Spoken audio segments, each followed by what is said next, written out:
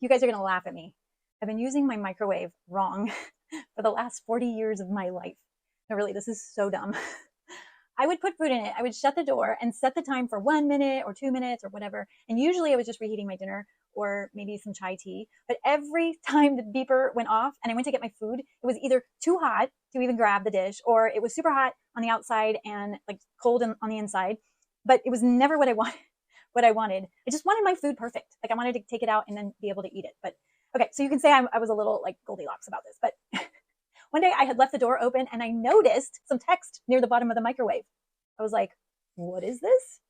Turns out it's the actual codes to use to make your food perfect every single time. You know, like press reheat, then 5 for baked goods, and then the number of baked goods that you're reheating. Like it was an actual formula. It totally blew my mind. So all these years, and I never figured that out. So now every time I cook anything in the microwave, it comes out consistently perfect every single time, because apparently there's a formula. So this brings it all back to my point today, consistency. So I think I've talked ad nauseum about brand consistency lately, and I'm sorry, but it really is that important. And I promised you I would give you the down low on the brand guide or the brand book. So I'm going to go over all the things about that today. So what is a brand book or brand guide? A brand book is essentially just like those microwave instructions. It's like a manual for how your brand presents itself to the world. A brand book usually includes guidelines for every important visual and strategic element of your brand. So this ensures that whether it's you, a team member, a vendor, or whoever crafting your marketing materials, everyone stays on the same page.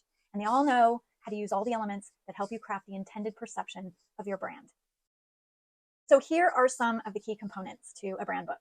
Your logo usually includes different orientations and uses, and it's important to show exactly how your logo should appear in various contexts to maintain consistency. So you might have different logos, one that's horizontal and another that's vertical or square. So your brand book will include all of these formats. It'll also include color palettes and mixes. So this book will provide detailed information on your brand colors, including color codes for digital and print use and color combination or anything to watch out with color.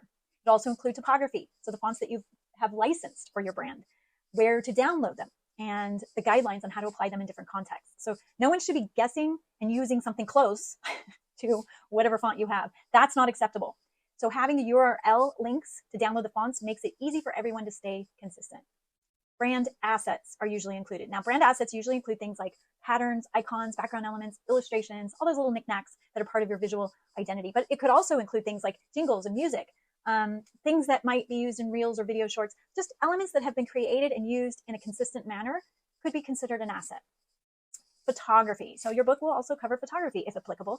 The guidelines on it, photography style usage or filters that you're using with photography. But a brand book is not just about the visual elements. If you've done any sort of brand strategy, you'll want to include those discoveries as well. So like your values, attributes, vision, goals. These are fundamental aspects of who your brand is, what it stands for, and its essence. So it might also include your personality archetype. So understanding what archetype your brand aligns with might be included in your brand book. So you might have a primary and a secondary archetype. The brand book should break that down, maybe into percentages of what kind of archetypes your brand identifies with. The other thing that it will include is tone of voice. So suggestions on how your brand should sound in communications, things like your social media posts, advertising, all that stuff. So why would we include these more strategic elements? Like the, vision, values, mission. By including strategic elements in your brand guide, you're providing context for your brand's visual and verbal languages. It clarifies the perception that you are building. So this background, knowing all of this, really ensures that anyone creating content for your brand understands its core identity and can represent it accurately. So many designers or creatives might be creating something that has never existed before. And so they need this background to help them be able to choose the right elements and use them in a meaningful way. So it's also important to remember that a brand guide isn't set in stone, nor should it be. Just like your business, it's constantly evolving, and your brand guide should be reviewed annually or biannually, along with all your marketing materials, to ensure that your business is maintaining the perception it intended. As you add new resources, which you probably will, like whether they're graphics or messaging, music or jingles or whatever, these can be added to your brand guide periodically for a complete up-to-date reference. So sometimes inconsistency happens because the original brand guide is no longer relevant. Nobody uses it anymore. So anytime you create a new piece, look to see if there's any elements that can be added to the brand guide or brand book.